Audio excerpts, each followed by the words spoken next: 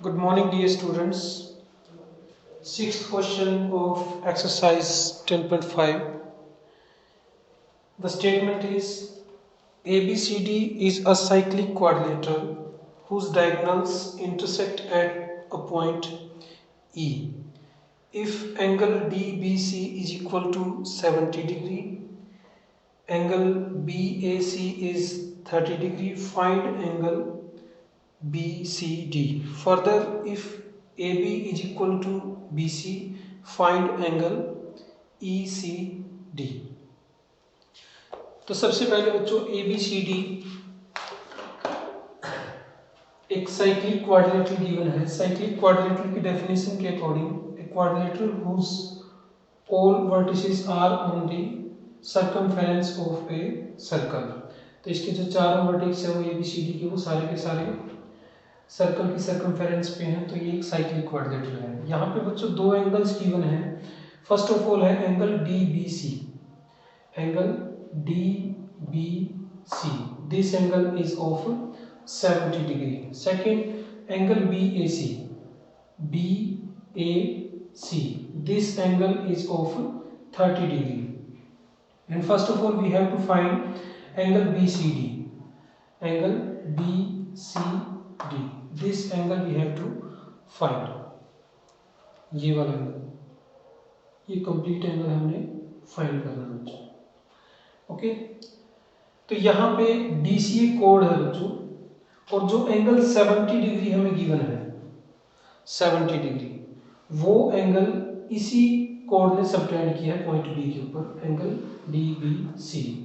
DC कोड ने subtend किया है पॉइंट बी के ऊपर, और इसी कोड ने एक और एंगल सबटेंड किया है बच्चों। यहाँ पे DC कोड ने एंगल DAC, ये एंगल जो है ये भी इसी कोड ने सबटेंड किया। This means this both angles are of same segment.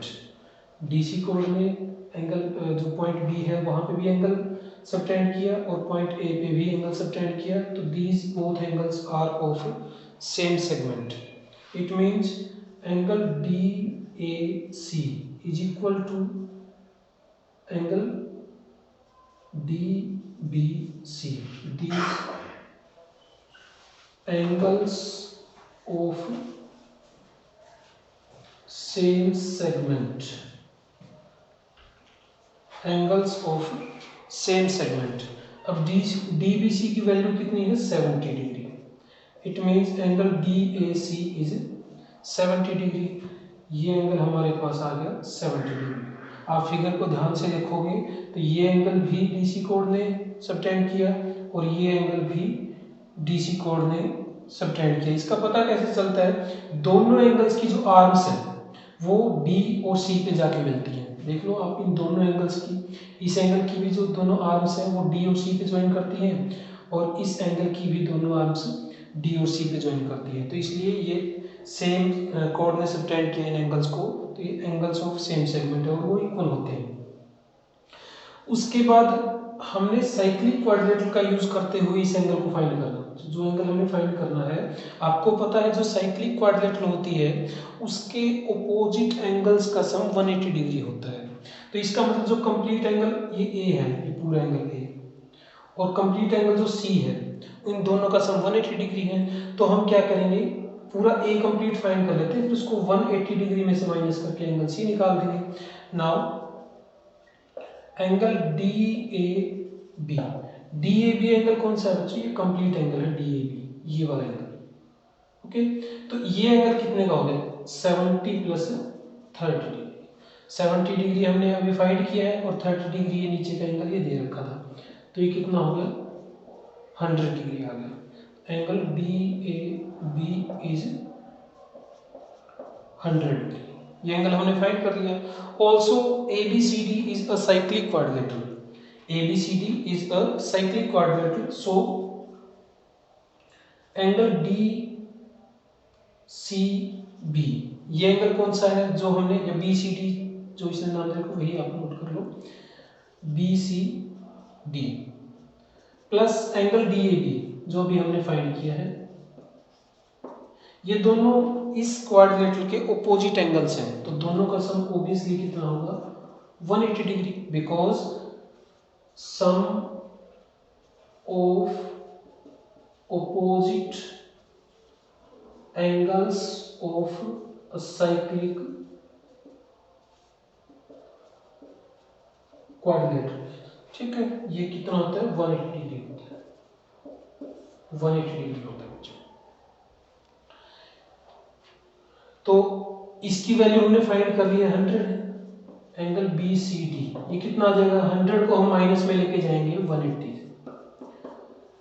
100 is equal to 80। तो ये एंगल हमारे पास कंप्लीट कितना आ गया 80 डिग्री है।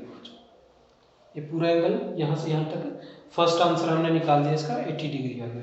अब फर्दर इसने बोला है अगर ए बी और बी सी ये दोनों साइड्स इक्वल हो जाए, ए बी और बी सी अगर इक्वल हो जाए तो एंगल जो फाइंड करना है वो है एंगल ई सी डी। ई सी डी ये एंगल अकेला हमें फाइंड करना है, ये वाला ये कितना होगा कब, जब ए बी और बी सी इक्वल गिवन है। तो इसको भी हम करते हैं,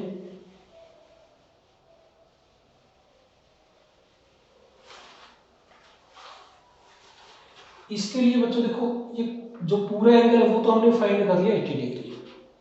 अब हमने सिर्फ ये ऊपर का पार्ट ये फाइंड करना है। तो अगर हम इसके लिए ये पार्ट फाइंड कर लें, नीचे का ये एंगल फाइंड कर लें तो कंप्लीट 80 में से उसको माइनस कर देंगे, ये हमारे पास बच जाएगा। ओके, अब देखिए इन ट्रायंगल इस जो जितना क्वेश्चन हमने किया है अभी उसके बाद की बात है ये, in triangle ABC, in triangle ABC, ABC में ए बी और बी सी इक्वल दे रखे हैं, A B is equal to B C, ये दोनों इक्वल गिवन है बच्चों। और किसी ट्रायंगल में अगर दो साइड्स इक्वल हैं, दो साइड्स इक्वल हैं, इसको आप थोड़ी देर के लिए हटा देते हैं इसको, ये है ट्रायंगल ए बी सी, इसमें ये साइड इसके इक्वल है तो इनके ऑपोजिट एंगल्स भी क्या होंगे इक्वल होंगे। ये थ्योरम हम कर चुके हैं, बहुत बार इसका यूज भी हुआ है कि किसी ट्रायंगल में अगर दो साइड्स इक्वल हैं तो उनके ऑपोजिट एंगल्स भी इक्वल होंगे। अब देखिए ए बी के ऑपोजिट कौन सा एंगल है बच्चों, ए बी के ऑपोजिट ये है A C B, angle A C B, और बी सी के ऑपोजिट कौन सा है 30 डिग्री, 30 डिग्री। इसका रीजन हम लिखेंगे because angles opposite to equal sides, ये एंगल्स इक्वल साइड्स के ऑपोजिट है इसलिए इक्वल होंगे। तो एंगल ए सी बी हमने कितना फाइंड कर दिया 30 डिग्री आ गया।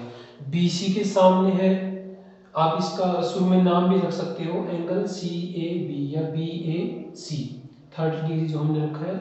और ए बी के ऑपोजिट कौन सा एंगल है, ये वाला एंगल ए सी बी, तो ये दोनों एंगल्स बच्चों इक्वल हो जाएंगे, तो angle A C B equal to 30 degree. अब देखिए यहाँ पे ये एंगल 30 डिग्री हमने फाइंड कर दिया, ये कंप्लीट एंगल 80 डिग्री है, तो हमें ऊपर का एंगल ये फाइंड करना है, एंगल ई सी डी जो कि हमने फाइंड करना है वो किस में से आएगा 80 डिग्री में से कौन सा एंगल माइनस करेंगे A C B, minus angle A C B, 80 degree minus 30 degree जो हमने फाइंड किया है, तो जो ऊपर का एंगल ये बच जाएगा, कितना बच जाएगा 50 डिग्री हो जाएगा।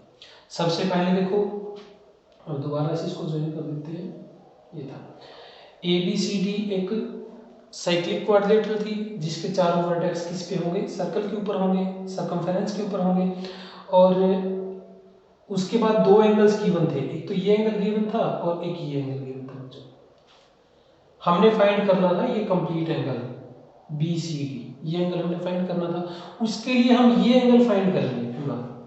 अगर हमारे पास ये एंगल आ जाएगा तो क्योंकि ये एक साइक्लिक क्वाड्रिलेटरल है और साइक्लिक क्वाड्रिलेटरल के ऑपोजिट एंगल्स का सम 180 डिग्री होता है, तो दोनों में से अगर ये एंगल हमने फाइंड कर लिया तो 180 में से इसको माइनस कर देंगे, ये हमारे पास एंगल आ जाएगा। तो उसके लिए इसका कुछ पार्ट तो दे रखा है 30 डिग्री। अब जो ये पार्ट है, ये एंगल है, ये इस एंगल के इक्वल होगा because these both angles are subtended by DC chord. It means these both angles are of same segment. अगर ये दोनों एंगल सेम सेगमेंट के हैं तो दोनों के दोनों एंगल्स इक्वल होंगे। इन दोनों का सम हुआ 100 डिग्री। ये पूरा एंगल हमने 100 डिग्री फाइंड कर लिया।